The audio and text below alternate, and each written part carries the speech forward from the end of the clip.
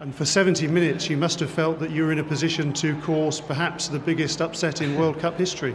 Well, we're here, as I said before in the interview before, that we're not here to make the numbers. We're here to compete. And to play against this top team in the world, we have a lot of respect for these guys, the English boys, because they're a balanced team. They're very mobile. They're quality players, and they are really professional players. So we're really pleased to play against this top team. But I think I'm very proud of my boys.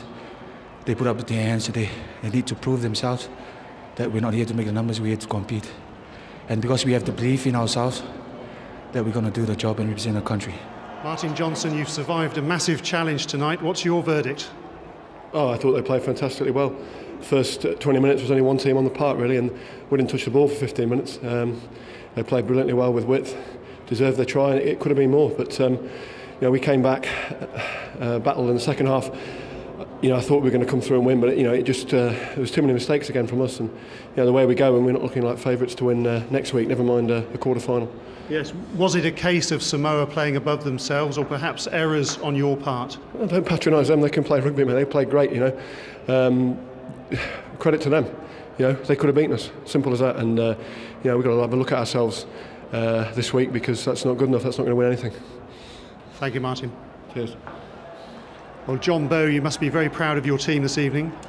Absolutely. I did say we came to play. We didn't just come to make up the numbers, and certainly no lack of commitment, but just couldn't quite hang on, and in the end the #1 team in the world won, and no disgrace in that.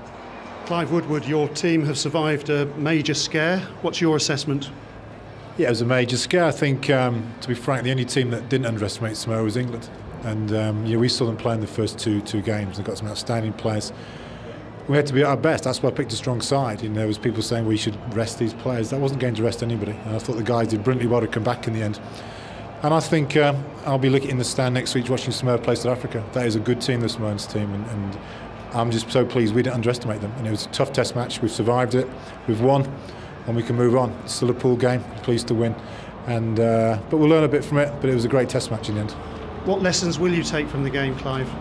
Well, it's too early. I mean, all I was looking at is the possession figures that came out. I think after 20 minutes, they had about 90% of the possession. You know, we got pinged a lot. We've got to look at what happened on the penalty count, and we just gave them a lot of possession. And we said before, now if we give this team a lot of possession, we have to play very well to win.